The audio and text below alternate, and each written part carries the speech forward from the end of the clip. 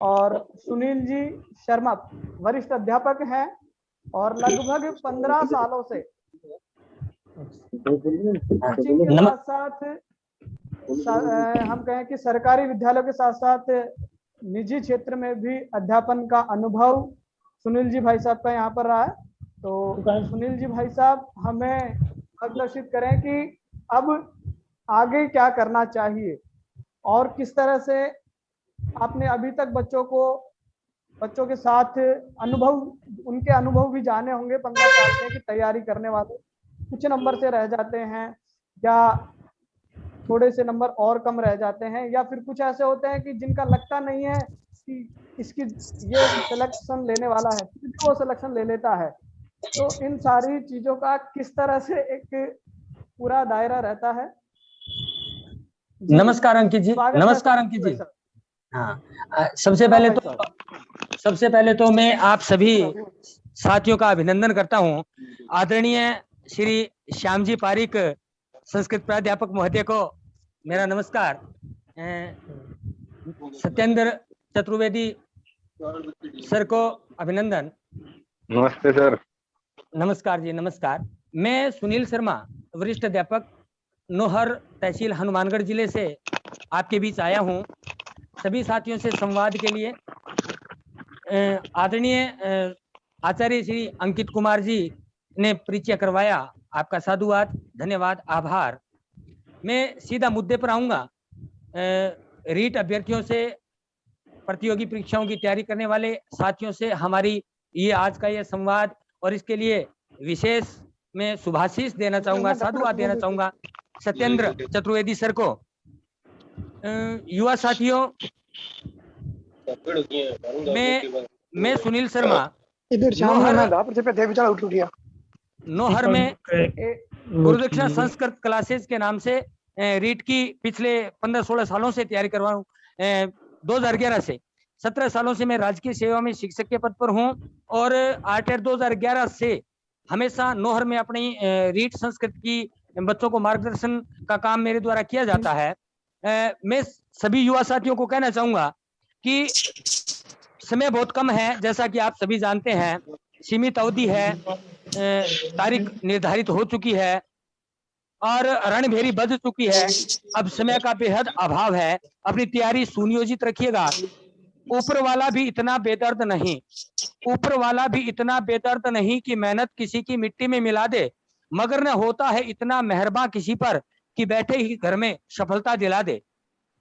साथियों, तैयारी मनोयोग से करनी पड़ेगी, इसमें कोई दो राय नहीं है, और ऊपर वाला निसंदेह आपको सफलता देगा, क्योंकि मां शारदा के आप ज्ञान पिपासु वर्ध पुत्र हैं और मां शारदा का हृदय इतना कठोर नहीं है कि वो आपको सफलता से वंचित रखे।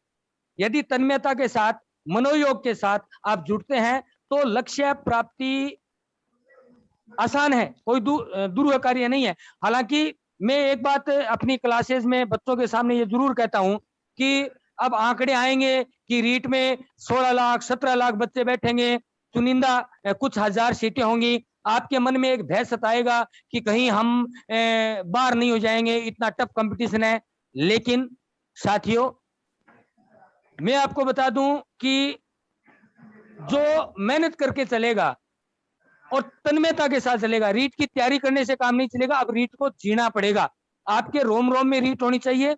आपको लक्ष्य की प्राप्ति तक पूरा खाना पीना, सोना, उठना, बैठना, हर क्रिया में आपको यह ध्यान रखना है कि मैं रीट का अभ्यर्थी हूं। मैं इतर विषय के बारे में ज्यादा बात नहीं करूंगा, मैं संस्कृत द्वितीय भाषा के बारे में बात करूंगा। जिन साथियों ने रीट में संस्कृत भाषा का चुनाव किया है, सबसे पहले तो मैं उनको साधुवाद दूंगा और आगामी रीट परीक्षा में चयन की अग्रिम शुभकामनाएं मेरी तरफ से सभी युवा साथियों को।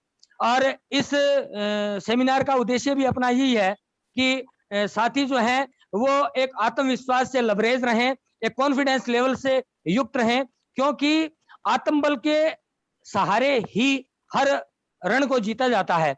मैं अपने क्लासेस में बच्चों को कहता हूं कि युद्ध जो जीता जाता है, लड़ाई जो जीती जाती है, वो हथियारों के बल पर नहीं लड़ी जाती, हौसलों के बल पर जीती जाती है। हमने देखा है कि एक सामने वाला व्यक्ति हथियार लेकर के आता है, बंदूक लेकर के आता है, और उसके अपोजिट साइड वाला निहत्था आता है, लेकिन वो निहत्था आदमी उस बंदूक वाले से बंदूक छीन करके उसी की पिटाई करके उसको भगा देता है। अब बात कहां थी, विजेता कौन रहा? जिसके अंदर कॉन्फिडेंस था। हथियारों से युद्ध नहीं जीते जाते, लड़ाई नहीं जीती जाती। इसलिए अपने आत्मबल को, अपने मनोबल को मजबूत रखिएगा, और हर पल ये ख्याल रखिएगा। और मैं तो अपने बच्चों को कहता हूं कि आप रीट अभ्यर्थी हैं, आप अपने मन में यही धारणा बनाए रखें कि ऊपर वाले ने मेरे को धरती पर अवतरित ही शिक्षक बनने के लिए किया है, हमारा जन्म ही इसी उद्देश्य के लिए हुआ है, बात खत्म। और हम अपने लक्ष्य की प्राप्ति तक जाएंगे। युद्ध हुआ करते थे, एक जमाना था, हम पढ़ते हैं इतिहास में कि पानीपत का युद्ध हुआ, त्राइन का हुआ, हल्दी घाटी का हुआ। साथियों, युद्ध आज भी होते हैं, हर रविवार को होते हैं, और वो आरपीएससी के प्रांगण में होते हैं। और उन युद्ध में कौन निकलता है? जो बुद्धि बल के सारे। कंपटीशन के इस दौर में मेरी एक स्वरचित कविता है, उसकी चंद लाइनें मैं पेश करूंगा। इस कंपटीशन के इस दौर में मिलना लक्ष्य आसान नहीं, कंपटीशन के इस दौर में मिलना लक्ष्य आसान नहीं, बुद्धि बल के वीर टकरते होता है घमासान यही।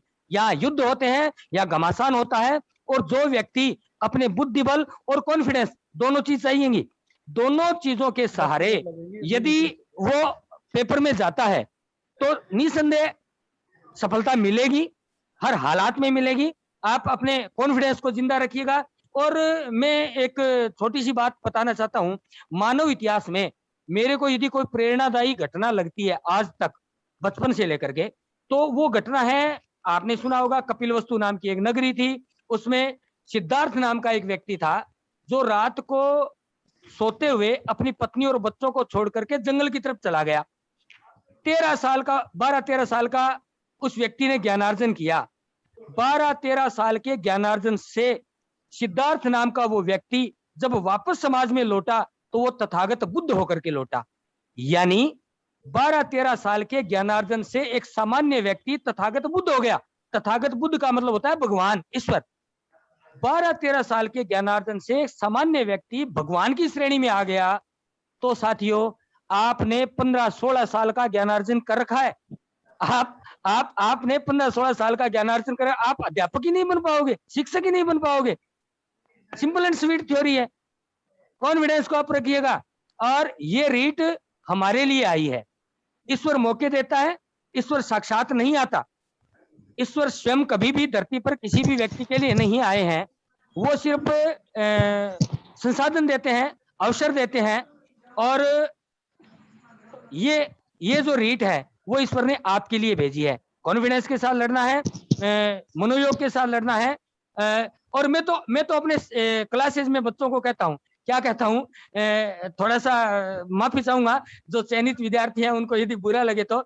मैं अपने स्टूडेंट्स को एक बात कहता हूँ कि आपको जब जब मन में शंका होने लगे, क्योंकि स्वाभाविक सी बात है, 16 लाख से अधिक छात्र अभ्यर्थी बैठेंगे, पेपर पता नहीं कैसा होएगा, हम हो सकता है कुछ साथी पिछली रीट में चयन न हो पाए हों, तो उनको ये लगेगा कि पिछली बार भी नहीं हुआ, अब की बार होगा कि नहीं हुआ। जो फ्रेशर बच्चे हैं, जो पहली बार रीट फाइट करने जा रहे हैं, उन बच्चों को ये लगेगा कि क्या पता कैसा एग्जाम होगा।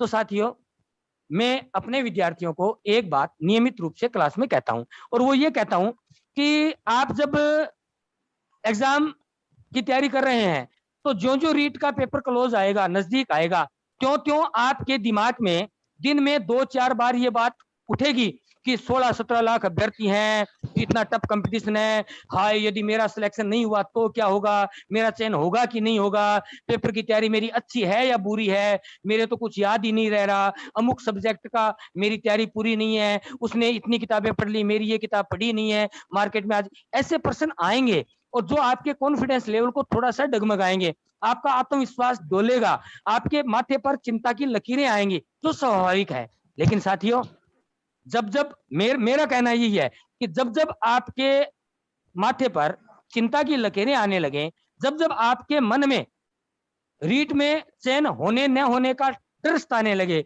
जब आपको रीट में उमड़ती भीड़ का भय सताने लगे, और जब आपका आत्मबल डोलने लगे, कॉन्फिडेंस लेवल डाउन आने लगे, उसी समय उसी समय, मेरा ये मंत्र है, मैं बच्चों को ये कहता हूं, उसी समय आप आंख बंद करें 2 मिनट के लिए और लंबी लंबी 3 सांसें लें। योगाचार्य श्री आचार्य अंकित जी भाई साहब बैठे हैं, लंबी लंबी 3 सांसें लें आंख बंद करके, और उसी समय आंख बंद करके आप पिछली रीट में, गत रीट में जो आपके परिवार के, जो आपके रिलेटिव्स, रिश्तेदारी में, जो आपके समाज और मोहल्ले में जिन लोगों का चयन हुआ है, आप उनके चेहरे याद करें, उनके चेहरे याद करें, क्योंकि वो परिचित है आपके, उन परिचितों के। तो आपकी आत्मा चित्कार करके बोलेगी, आपकी आत्मा एक आवाज देगी कि ऐसे व्यक्तियों का जब चयन हो गया रीट में, तो हमारा भी तो होगा।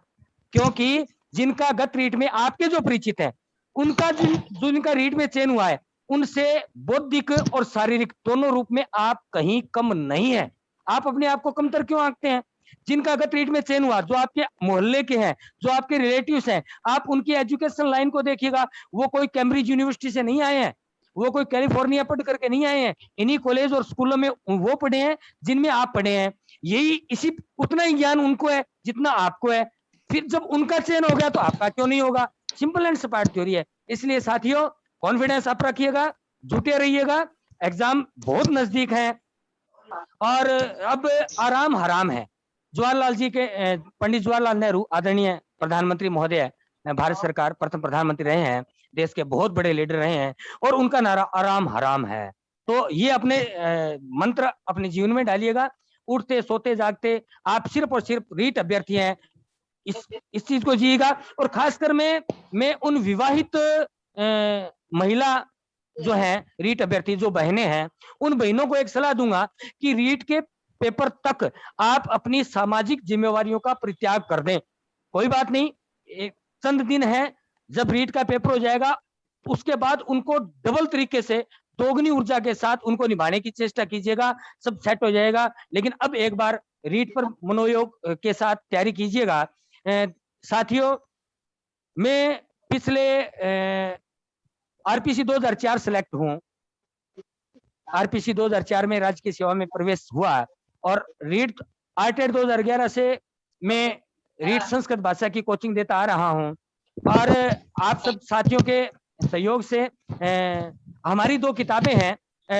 एक ये गुरुदक्षिणा संस्कृत मार्गदर्शिका के नाम से रीट संस्कृत का पूरा पाठ्यक्रम इसमें दिया गया है। एक ये हमने क्वेश्चन पेपर बनाए हैं, 1200 प्लस क्वेश्चन है इसमें, गुरुदक्षिणा प्रश्नोत्तरी के नाम से। ये हमारी 2 किताबें। और इस प्रकार की किताबें, क्योंकि अब आपको रिहर्सल चाहिए, अभ्यास चाहिए, तो इस प्रकार की किताबें मार्केट में हर विषय की आपको उपलब्ध हो जाएंगी।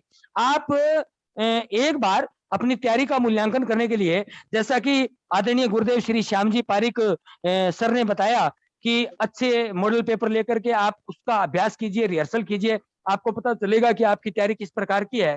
तो और एक साथियों, विषय के योग्य गुरुजनों से परामर्श जरूर कर लेवें। और जो ऐसे साथी, ऐसे गुरुजन जो कंपटीशन लाइन में जुड़े हुए हैं या कंपटीशन लाइन के बच्चों को मार्गदर्शन दे रहे हैं, उन गुरुजनों से ज्यादा नहीं तो आप 15 मिनट वार्तालाप करें, संवाद करें, उनके पास जाएं। आपको निसंदेह कुछ न कुछ सीखने को मिलेगा, कुछ न कुछ नई बातें मिलेंगी। मैं, हालांकि बातें बहुत हैं, कहीं ये ना हो जाएगी कि समय ज्यादा कवर अप कर रहे हैं सर, और भी शायद वक्ता हैं। साथियों, मैं सिर्फ संस्कृत भाषा पर बात करूंगा थोड़ी। ऐसा नहीं है गुरुजी। मैं एक बार मैंने इसीलिए सभी का परिचय एक एक करके करवाया है, ताकि जैसे जैसे आएंगे सब अपना, उनका सबका एक साथ परिचय हो जाएगा। एक साथ अगर मैं करता तो आधा घंटा में ही ले जाता, तो इसीलिए करवाया कि अधिक से अधिक मार्गदर्शन आप दे सकें। और कुछ साथी हैं जिनके कुछ सवाल हैं, हाँ जी, हाँ जी, हाँ जी, तो वो अपने इनबॉक्स में डाल दें, ठीक है, सर तक वो सवाल पहुंच जाएंगे जी। धन्यवाद, धन्यवाद आचार्य श्री अंकित कुमार जी। मैं बात करूं संस्कृत भाषा की, तो संस्कृत भाषा द्वितीय, आपने जो 2 लैंग्वेज लेनी होती है रीट संस्कृत में, रीट में आपने प्रथम भाषा हिंदी या अंग्रेजी का चुनाव किया हो, द्वितीय भाषा के रूप में आपने संस्कृत भाषा का चुनाव किया है, तो विषय का संस्कृत का विद्यार्थी होने के नाते कहिए, संस्कृत का शिक्षक होने के नाते कहिएगा, मैं थोड़ा सा संवाद जरूर करूंगा इस विषय को टच करके। साथियों, माध्यमिक शिक्षा बोर्ड राजस्थान की जो 6ठी से लेकर के 10वीं तक की किताबें हैं, उन पाठ्य पुस्तकों के आधार पर बेस्ट, क्योंकि हमारा रीट का जो पाठ्यक्रम है संस्कृत भाषा का, वो सीटेट से भिन्न है। सीटेट की परीक्षा में विषयाधारित प्रश्न पूछे जाते हैं, सीटेट की परीक्षा में विषयाधारित प्रश्न पूछे जाते हैं और रीट में व्याकरण आधारित प्रश्न पूछे जाने हैं। लेकिन पाठ्यक्रम की किताबें यदि आप लेकर के आते हो तो उनमें आपको उतनी सहायता नहीं मिल पाएगी। क्यों? क्योंकि पेपर आना है व्याकरण आधारित। अब एक गद्यांश आएगा, एक पैराग्राफ कहिएगा, पैराग्राफ आएगा, उसमें से 7-8 प्रश्न आएंगे, लेकिन प्रश्न विषय आधारित न होकर के व्याकरण आधारित आएंगे। यानी इस शब्द में संधि कौन सी है, इस शब्द में समास कौन सा है, इस शब्द में प्रत्यय कौन सा है, इस शब्द में लिंग कौन सा है, विभक्ति कौन सी है, लकार कौन सा है, इस प्रकार के व्याकरणात्मक प्रश्न उससे पूछे जाने हैं। उसके अलावा जो प्रश्न पूछे जाएंगे वो एक पद्य से यानी श्लोक से 6-7 प्रश्न पूछे जाने हैं। बाकी शिक्षण वीडियो के बारे में प्रश्न पूछे जाने हैं। तो मैं आपको बता दूं कि आप व्याकरणात्मक जो प्रश्न पूछे जाएंगे उनका स्तर जो है, लेवल जो है, वो 10वीं तक का ही रखें।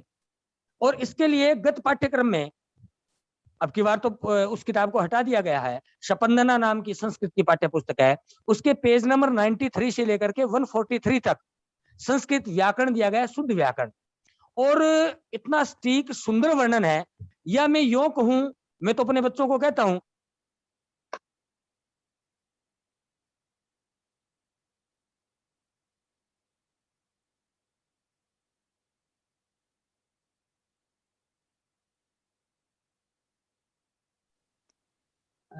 गुरुजी आवाज आपकी बच्चों तक नहीं पहुंच पा रही है। उन व्याकरण के उन्हीं टॉपिकों को पढ़िएगा। आपको एहसास होगा कि रीट का पूरा पाठ्यक्रम उन पृष्ठों में दर्ज है। और मैं तो कहता हूं, मैं तो हर बार रीट से पहले चाहे आर्टेट हो, मैं तो ये दावा करता हूं कि यहां से आपको व्याकरण के सारे क्वेश्चंस मिलेंगे, 1-2 को छोड़ करके। यानी 15 में से 13% वहां से इनपुट होने हैं।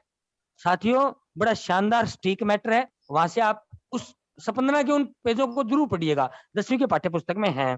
मैं बात करूं शिक्षण विधियों की, तो साथियों शिक्षण विधियों के 15 प्रश्न आने हैं। उनमें भाषा शिक्षक होने के नाते अदर विषय की मैं नहीं कह सकता, क्योंकि अन्य विषयों का मेरे को ज्ञान नहीं है, और जिन विषयों का ज्ञान नहीं हो वहां आपको बोलने का अधिकार भी नहीं होता। तो मैं माफी चाहूंगा, मैं सिर्फ संस्कृत भाषा पर वार्ता करूंगा। संस्कृत भाषा में शिक्षण विधियों में आप भाषा के जो 4 कौशल हैं, LSRW जिनको आंग्ल भाषा में कहा जाता है, संस्कृत भाषा में मैं कहूं तो श्रवण कौशलम, भाषण कौशलम, पठन कौशलम और लेखन कौशलम, ये 4 कौशल होते हैं। और प्राथमिक शिक्षक के नाते आपका कक्ष में आपका उद्देश्य इतना ही होता है कि आप बालक में इन 4 कौशलों को विकसित कर दें। आपका काम इतना ही है। आपका काम विषय की विशेषज्ञता देना नहीं है, ये काम 2nd ग्रेड का या स्कूल व्याख्याता का है। विषय की विशेषज्ञता वो देंगे। आपके पास बालक आएगा, आप बालक को उस भाषा में 4 कौशल विकसित कर दीजिएगा, LSRW। इन 4 कौशलों में क्या होगा कि बालक को ध्वन्यात्मक रूप में भी सिद्धता हो जाएगी और भाषा के लिखित रूप में भी सिद्धता हो जाएगी। तो रीट परीक्षा में इन्हीं 4 कौशलों पर प्रश्न पूछे जाने होते हैं। आप रीट के बैकग्राउंड को देखिएगा, जितनी परीक्षाएं हुई हैं उनमें कौशलों से संबंधित 16 प्रश्न अब तक आए हैं। पहला कौशल कौन सा है, अंतिम कौशल कौन सा है, कौशलों का क्रम कौन सा है, वाणी के रूप में कौन सा कौशल करवाया जाता है, बोल करके कौन सा कौशल करवाया जाता है, इस प्रकार से 16 प्रश्न आए हैं। स्वाभाविक सी बात है, इस रीट में भी प्रश्न पूछे जाने हैं। अब की बार मैं दावेदारी मानता हूं कि ध्वन्यात्मक रूप के कौशल कौन से हैं। तो प्रारंभिक जो कौशल है वो ध्वन्यात्मक रूप, क्योंकि भाषा का प्रारंभिक रूप होता है। तो श्रवण कौशल और पठन भाषण कौशल, श्रवण कौशल और भाषण कौशल ध्वन्यात्मक रूप के कौशल हैं। इसके अलावा मैं बात करूं भाषा के लिखित रूप के कौशल कौन से हैं, तो पठन और लेखन, ये 2 लिखित रूप के कौशल हैं। देवियों सुनो मित्रों, इन्हीं प्रश्नों पर मैं ज्यादा वेटेज रखता हूँ, कौशलों पर ज्यादा मेरा फोकस रहता है। उसके बाद में कक्ष में इन कौशल्स को विकसित करने के लिए आप क्या गतिविधि करेंगे, और उसके बाद बालक में ये 4 कौशल विकसित हुए कि नहीं हुए, उनका मूल्यांकन आप कैसे करोगे। यानी श्रवण कौशल विकसित हुआ कि नहीं हुआ, इसका मूल्यांकन कैसे करोगे आप। आपको कैसा पता चलेगा कि बालक में श्रवण कौशल विकसित हुआ कि नहीं हुआ, भाषण कौशल विकसित हुआ कि नहीं हुआ, पठन कौशल और लेखन कौशल विकसित हुआ कि नहीं हुआ, यानी इनका मूल्यांकन। यानी 3 पड़ाव हो गए। पहला पड़ाव कौशल है क्या, दूसरा कौशल विकसित करने के लिए आप कक्षा कक्ष में कौन सी गतिविधि करेंगे, और 3 नंबर स्टेप होगा उन कौशल का आप मूल्यांकन कैसे करोगे। तो इन्हीं बिंदुओं पर विशेष फोकस रीट में रहता है। ये रीट का ट्रैक रिकॉर्ड है। और मैं रीट को साथियों, आप जितनी तैयारी कर रहे होते हैं उससे उतनी और उससे कहीं ज्यादा जो मार्गदर्शक होते हैं विषय के, वो तन्मयता से करते हैं। और आपकी बेचैनी जितनी है उनसे ज्यादा हमारी भी है, क्योंकि हम बच्चों को विषय के बारे में बात करते हैं तो रीट के पेपर को देखने की उतनी ही बेचैनी हमारी भी रहती है। तो हम भी उनसे उतना ही जुड़े हुए होते हैं। साथियों, वीडियो के बारे में मैं यही बात करूंगा कि व्याकरण शिक्षण, गद्य शिक्षण और पद्य शिक्षण, इन 3 तत्वों, क्योंकि छठी से लेकर के 10वीं तक ये 3 तत्व मेजर तत्व हैं पाठ्य पुस्तकों में। इन 3 तत्वों की विधियां कौन कौन सी हैं और इन 4 कौशलों को विकसित करने के पड़ाव कौन से होंगे। इसके अलावा साथियों, में एक समय तो ज्यादा ले रहा हूं, लेकिन फिर भी मैं एक बात और कहूंगा। वो बात ये कहूंगा कि चाहे आप किसी भी विषय के साथ रीट में जा रहे हो, साथियों, कक्षा 1 से लेकर के कक्षा 8वीं तक की माध्यमिक शिक्षा बोर्ड की जो किताबें हैं, प्रत्येक विषय की किताब में पाठों से पहले एक पेज दिया हुआ होता है और वो होता है शिक्षक संदेश, यानी शिक्षक के लिए निर्देश दिए गए होते हैं। अर्थात उस विषय के शिक्षक को ये निर्देश किया जाता है राज्य सरकार या शिक्षा विभाग के द्वारा कि आपको ये पाठ्य पुस्तक कक्षा कक्ष में बच्चों को किस तरीके से पढ़ानी है, या इस पाठ्य पुस्तक के निर्माण का उद्देश्य क्या है। प्रत्येक पाठ्य पुस्तक में सिर्फ एक पेज होता है। तो पहली से लेकर के 8वीं तक यानी 8 पेज, 8 प्रश्न प्रत्येक विषय के। वो जो प्रश्न है वो मेजर हो जाते हैं शिक्षण विधियों के मद्देनजर। प्रत्येक विषय का विद्यार्थी रीट परीक्षा में बैठने से पहले अपने विषय के कक्षा 1 से 8वीं तक की पाठ्य पुस्तकों के उस प्रथम पेज को, जो शिक्षक संदेश के नाम से होता है, जरूर पढ़ें। उसमें इतनी शानदार जानकारियां आपको मिलेंगी। सामग्री बहुत है और सामग्री ग्रास रूट पर मिलती है।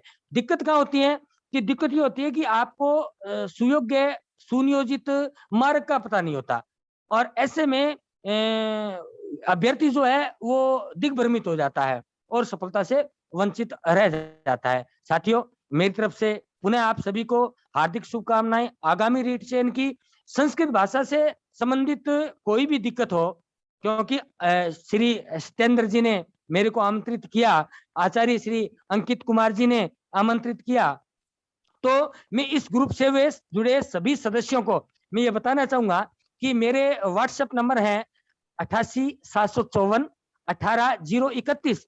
आपकी कोई भी समस्या हो, आप रीट संस्कृत भाषा से संबंधित, आप मेरे को व्हाट्सएप कीजिएगा।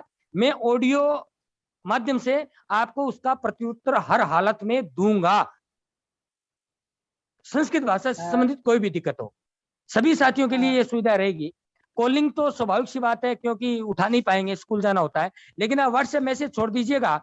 आपकी समस्या का समाधान मेरी तरफ से सप्रमाण किया जाएगा, सप्रमाण आपको प्रूफ दिया जाएगा। हाँ, आदरणीय श्री गुरुजी, अपने कुछ विद्यार्थी हैं जो कह रहे हैं कि कुछ क्वेश्चन है।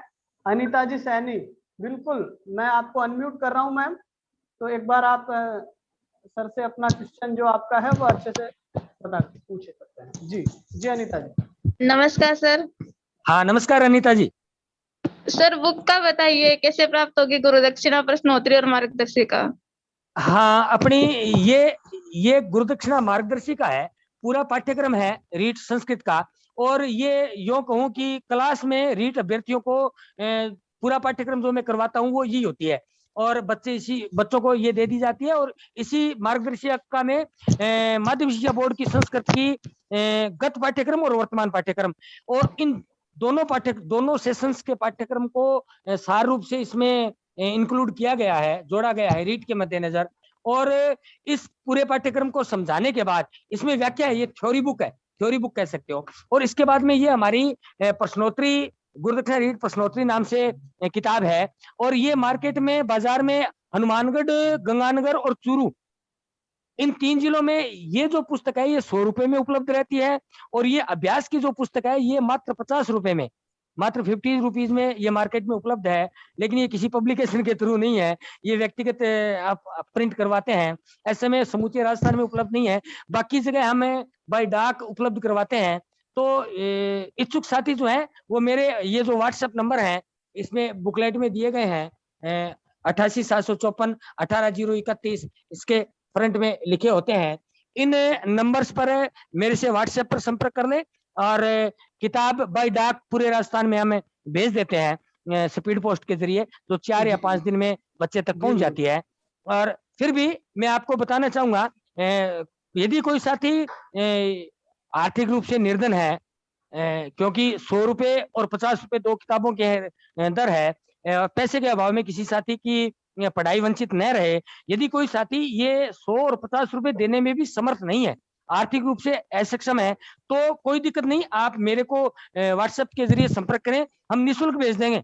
क्योंकि हमारा उद्देश्य हर उस साथी तक पहुंचने का है जो ज्ञान पिपासु है।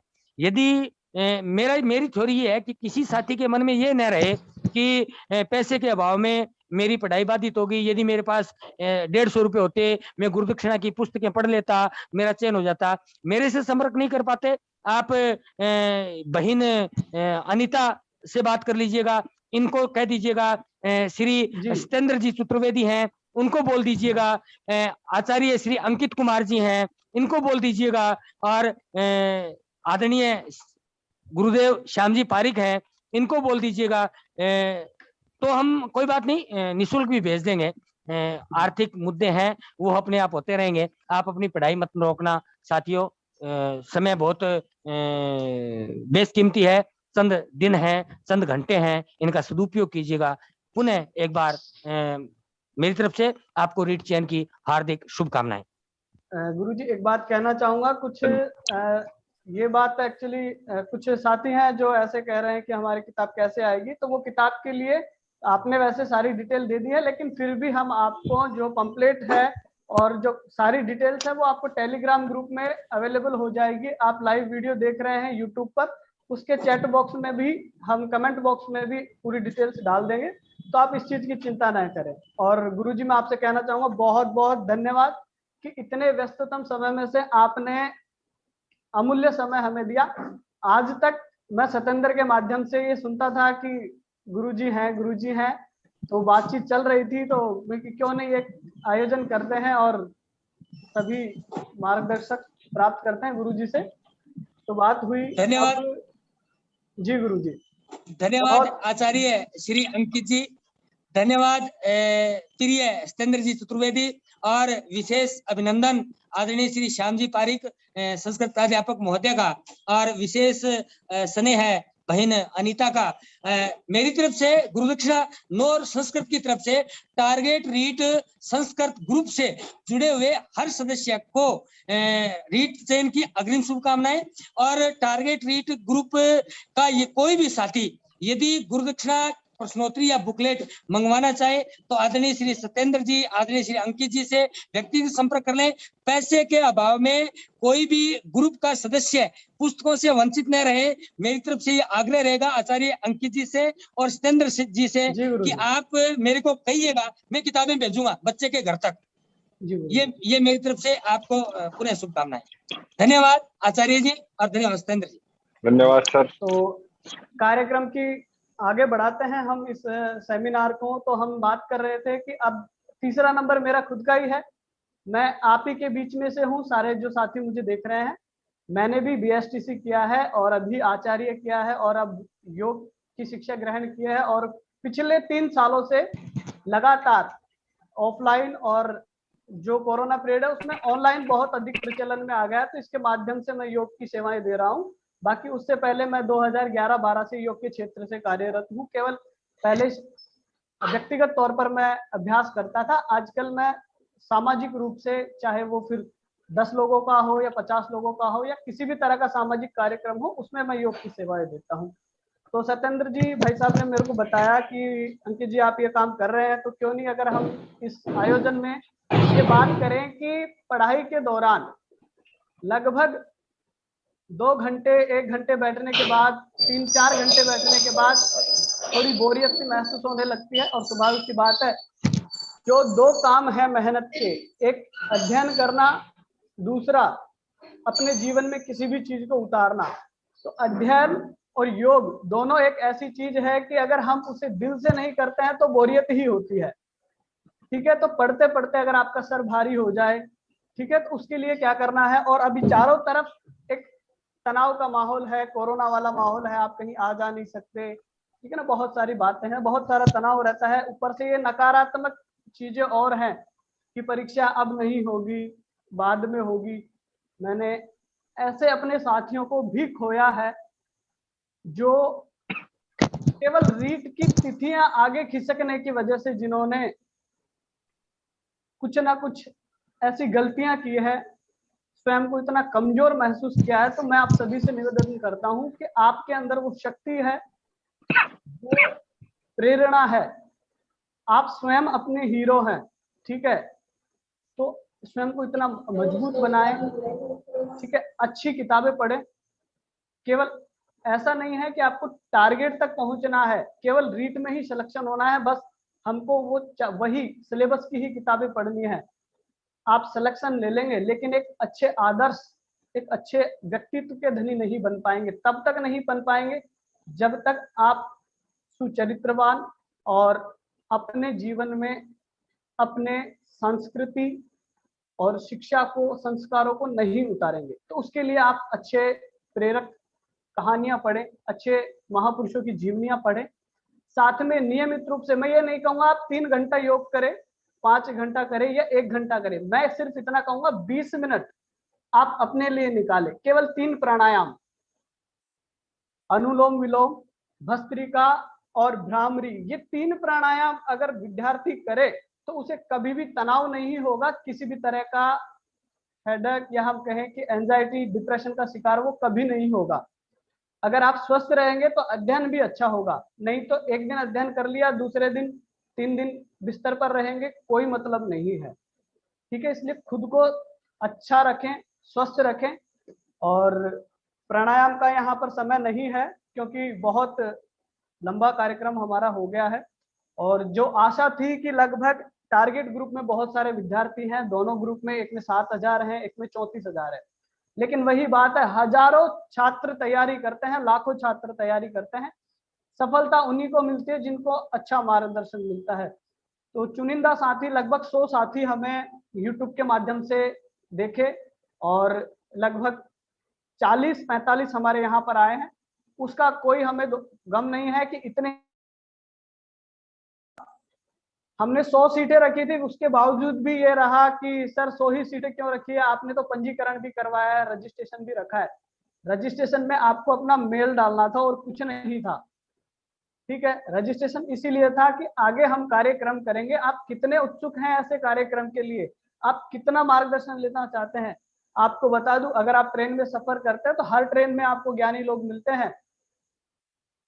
आपने महसूस किया होगा, सब सारे भाई, मैं खुद खूब ट्रेन में सफर किया हूँ, खूब गया हूँ, ठीक है। एसटीसी के दौरान भी और इंटर्नशिप के दौरान भी खूब चक्कर लगाए हैं, ठीक है। आजकल तो फिर भी घर के पास वाली स्कूल का जैक जुगाड़ लगा करके हम कर लेते हैं कि चलो हमें वही मिल जाए, जाना भी नहीं पड़े। तो इससे कुछ नहीं होगा कि हमने, आप क्या कर लेंगे 3 महीने घर रह के, क्या उखाड़ लेंगे भाई। जब आपने 2 साल बाहर रह के एसटीसी करी है, बीएड किया है, तो आप ये 3 महीने घर पर रह करके क्या उखाड़ लेंगे। आप आराम से सीखिए ना, वो चीज जीवन में उतारिए, वो ये थोड़ी है। अब योग की बात करते हैं, योग में भी कुछ छात्र, कुछ लोग हैं जो ऐसे करते हैं, हम उनसे कहेंगे रोज योग करो। या अब आप में से कुछ छात्र रीट के साथ साथ राजस्थान पुलिस की भाग, ये जो फिजिकल की भर्तियां हैं ये भी देते हैं, फिजिकली जिनमें होता है। तो उसमें क्या करते हैं कि साहब अब मैं बीमार हो, अब मुझको योग करा दो। तो पहली बात तो कभी भी बीमार व्यक्ति को योग की सलाह नहीं दी जाती है। आप स्वस्थ रहेंगे, रोज योग करेंगे, फिजिकल एक्टिविटी करेंगे, हमेशा मस्त रहेंगे। तो इसलिए नियमित रूप से योग करें। और अगर आपको किसी भी डिजीज से संबंधित कोई समस्या हो, आपकी किसी भी योग, कोई भी यौगिक उपचार आपको चाहिए, ठीक है, तो आप बेझिझक कांटेक्ट करें, ठीक है। चाहे आप यूट्यूब चैनल के माध्यम से, चाहे आप फेसबुक के माध्यम से, चाहे व्यक्तिगत तौर पर, ठीक है, कांटेक्ट कर सकते हैं, या अन्य किसी भी आपको गाइडलाइन चाहिए भाई, चाहे वो मार्गदर्शिका किताब वाली है, चाहे श्याम पारिक जी से और कुछ सलाह लेनी है, तो आप व्यक्तिगत रूप से हमें बता सकते हैं। आपके लिए हमेशा सर तैयार रहेंगे। और हमारे साथ जो टारगेट ग्रुप के संचालक हैं भाई सत्येंद्र, ठीक है, तो सत्येंद्र भाई ने बहुत अच्छा कार्य किया है कि 34,000 छात्र उस ग्रुप में हैं, लेकिन मैं खुद प्रतिदिन नहीं देख पाता, फिर भी जब भी देखता हूं तो लगभग 2,000 छात्र हमेशा उसमें एक्टिव रहते हैं। तो अगर किसी भी माध्यम से हम कहीं पर भी बैठे बैठे किन्हीं साथी के साथ चर्चा कर रहे हैं, ज्ञानवर्धन कर रहे हैं, तो ये एक श्रेष्ठ कार्य है, ठीक है। और हमें आज नहीं तो कल अध्यापन कार्य करवाना है, ठीक है, और करवाना ही है। अब ये तो है नहीं भाई 34,000 हैं तो 34,000 उस ग्रुप में है तो सारी नौकरी लग जाए, इसके लिए भी मैं नहीं कहता, इतनी तो वैकेंसी नहीं है हमारे L1 की और L2 की, ठीक है ना। तो उसमें से वही आए हैं जिनका चयन होने वाला है। और बहन अनीता, आपका बहुत बहुत धन्यवाद कि आप जुड़े और पूरे समय तक आपने सारे साथियों ने हमें सुना, बहुत बहुत धन्यवाद। सत्येंद्र सर कुछ कहना चाहेंगे? बस सर, धन्यवाद। ठीक है, बहुत बहुत धन्यवाद साथियों। आपको टेलीग्राम के माध्यम से लगातार आपके साथ जुड़े रहेंगे। मैं भी आप ही का भाई हूँ, तैयारी मैं भी कर रहा हूँ, लेकिन कोरोना काल में बस ये था कि मेरे साथ मेरा इंटरेस्टेड जो हॉबी थी वो योग है और मैं उसी में अपना कार्य कर रहा हूँ। आप सभी के आशीर्वाद से जैसे गिनीज बुक है वैसे एक योग की वर्ल्ड बुक चलती है, उसमें मेरा नाम दर्ज है। उसमें मैंने कुछ आसन किया था, उसकी होल्डिंग टाइमिंग एक इंडिविजुअल रूप से रिकॉर्ड करवाया है।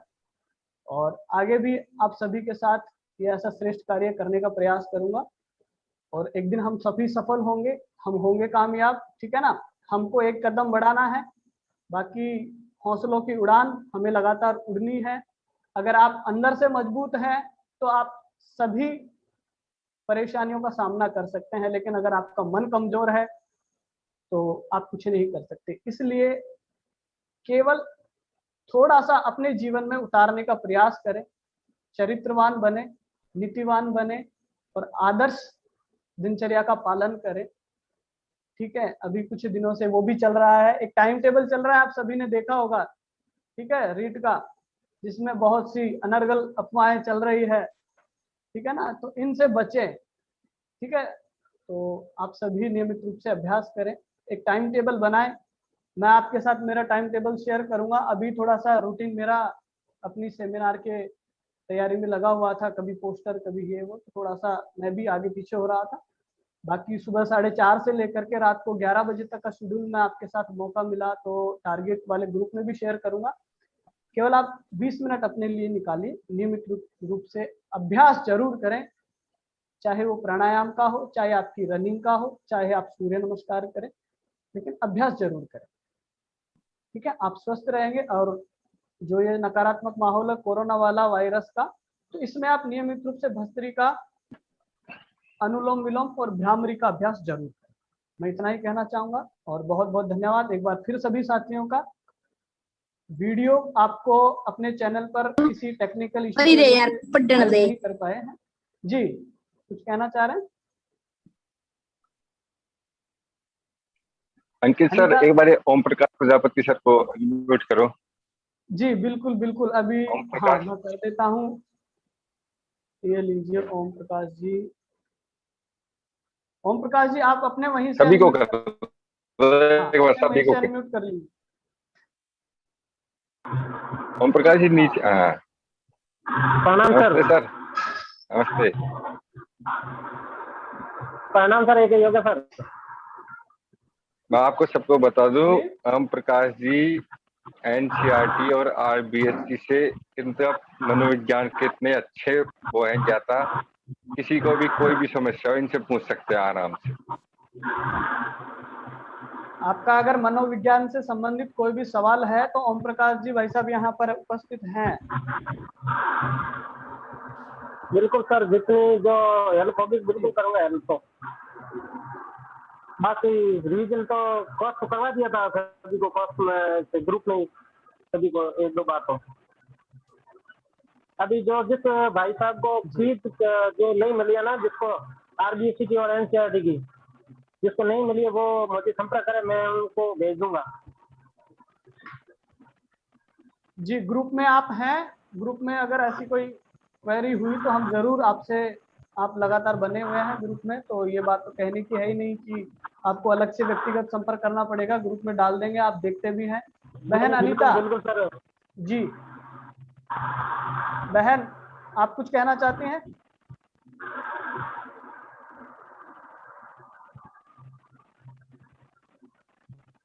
अनु अनम्यूट करो भाई अपने आप को।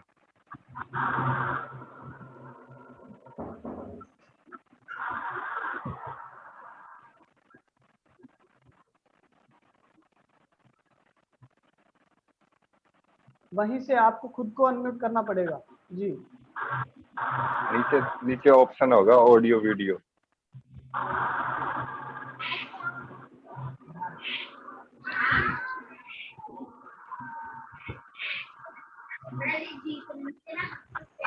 वीडियो के पास ही ऑप्शन है, पहला ऑप्शन।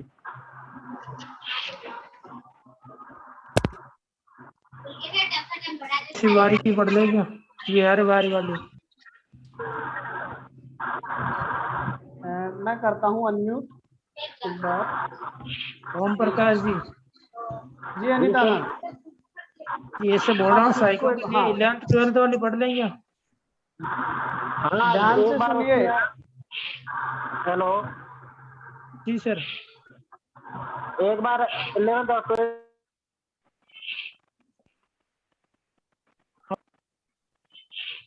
जी बहन जी।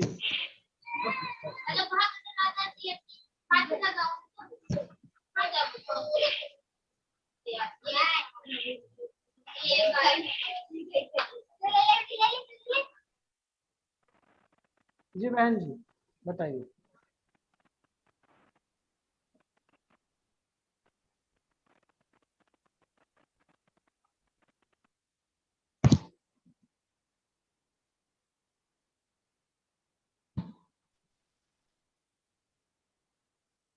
आपकी आवाज नहीं आ रही है। सुलेंदर बिंजारिया भैया, अपने आप को अनम्यूट रखिए। देखिए, व्यवस्था हमारे बनने से ही बनती है, बनाने से।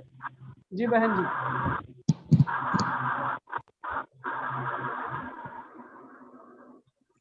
मेरी आवाज आ रही है सर? जी आ रही है बहन। हाँ आ रही है। आदरणीय भैया सत्येंद्र चतुर्वेदी जी का आभार। आपने इतना बड़ा सेमिनार रखा, बहुत अच्छा लगा। और अंकित भैया ने जो भी योगा की बातें बताई है सभी फॉलो करे। और आदरणीय गुरुदेव सुनील जी शर्मा का भी आभार। भैया आप एक बार उसका बताओ, जैसे ध्यान केंद्रित कैसे करें तन्मयता से?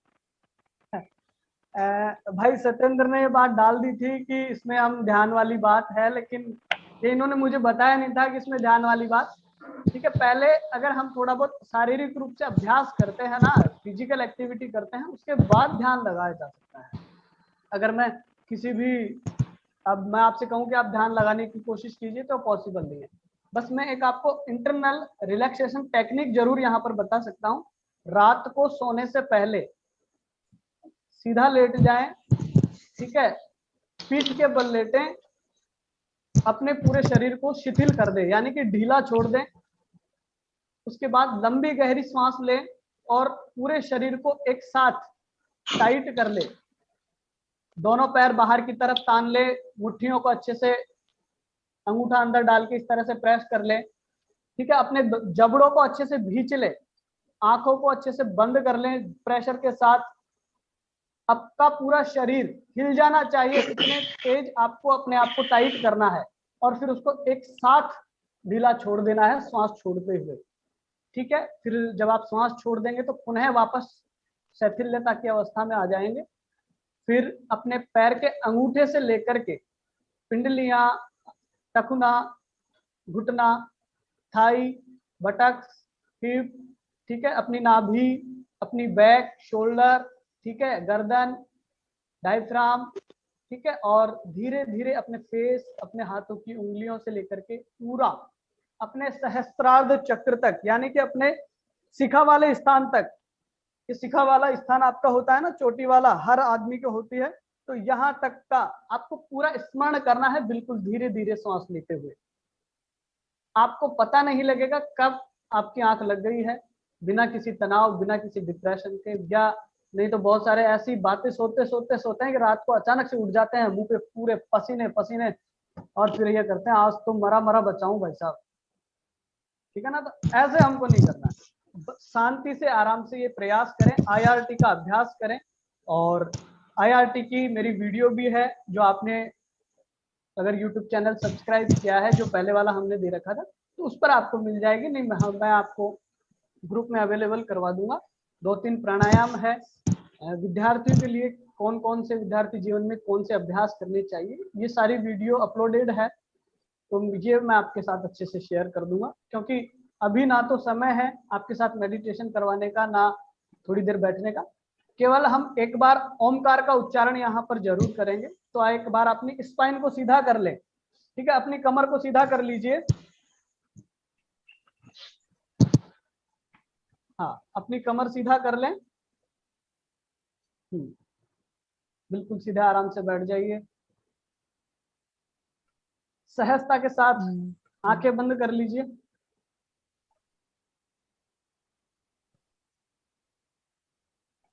देखिए, अगर आप आंखें खोलते हैं तो आप खुद से बेईमानी कर रहे हैं, मेरे से नहीं करेंगे जी।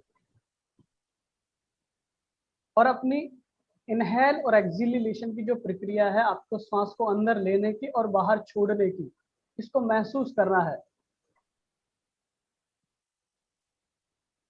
अब इस सांस के साथ ओमकार को महसूस करें। 5 सेकंड में आपको सांस को लेना है, 5 सेकंड में ही सांस को छोड़ना है। जब भी लगातार 2-3 घंटे पढ़ने के बाद आपको ऐसा महसूस हो कि यार नहीं हो रहा, तो आप ये अभ्यास करें। अब लंबी गहरी सांस लें, आंखें बंद रखेंगे और उच्चारण के साथ, ठीक है, अच्छे से गहरा उच्चारण होना चाहिए, लाउड होना चाहिए, उच्च स्वर में। 75% उसमें ओ का उच्चारण होगा, 25% मकार का उच्चारण होगा, ओम, ठीक है ना, उसका उच्चारण हमको करना है। लंबी गहरी सांस लें, कोई दिक्कत नहीं है, सब खाना खाए हुए हैं, आराम से कर सकते हैं। ओमकार का उच्चारण कर रहे हैं हम यहाँ पर, केवल लंबी गहरी सांस लीजिए।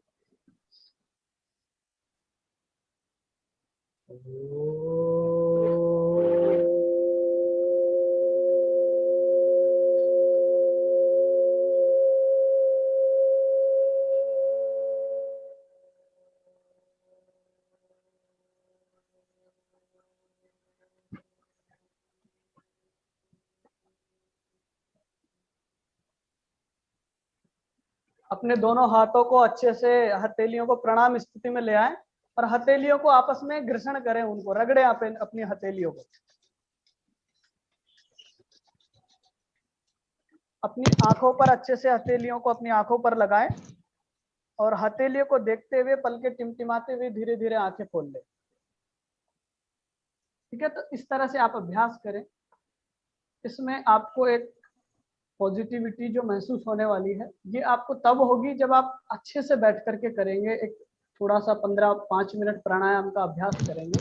बहुत सारी चीजें हैं अपने मानसिक स्वास्थ्य को कंट्रोल में करने के लिए। योग ये है कि आपके मन में आपकी इच्छा के विरुद्ध, ठीक है ना, कोई विचार कैसे आ जाए। हम पढ़ने बैठते हैं, 70 काम याद आ जाते हैं हमको, किताब उठाते हैं, ठीक है ना, लेकिन अगर आप प्रॉपरली अभ्यास करेंगे तो विचार आने से पहले ये सोचेगा इसके मन में जाना चाहिए या नहीं जाना चाहिए। ठीक है, योग का एक सूत्र है जिसका नाम है चित्त वृत्ति निरोध है, ठीक है। योगस्थ चित्त वृत्ति निरोध, अर्थात चित्त की वृत्तियों का, 5 तरह की वृत्तियां होती है, इनका निरोध, यानी कि इनको रोकना ही योग कहलाता है। तो बाकी अलग अलग डेफिनेशन है। समत्वम योग उच्यते योग कर्मसु कौशलम, योग बहुत सारी चीजें हैं, हम नियमित रूप से दैनिक जीवन में योग का अभ्यास करते हैं, लेकिन मानसिक रूप से, शारीरिक रूप से नहीं करते, बाकी योग हम करते हैं। तो बहुत बहुत धन्यवाद, आज के लिए इतना ही। आगे आप अगर आप सभी का सहयोग रहा तो एग्जाम से पहले हमारी फिर से बहुत बड़ी सेमिनार का आयोजन करेंगे, आशा है उसमें आप सभी अपना सहयोग देंगे। सतेंद्र जी हाँ आप कुछ बोलना चाह रहे थे ना, बोलो ना। अपना हो गया सर, सतेंद्र भैया हो गया अपना हो गया। नहीं एक बार सतेंद्र जी एक बार अपना कैमरा ऑन कर लीजिए ताकि यूट्यूब पर वीडियो आ रही है, सब सतेंद्र भैया कैमरा सारे ऑन भाई अपनी कीजिए। वीडियो ऑन कर लीजिए।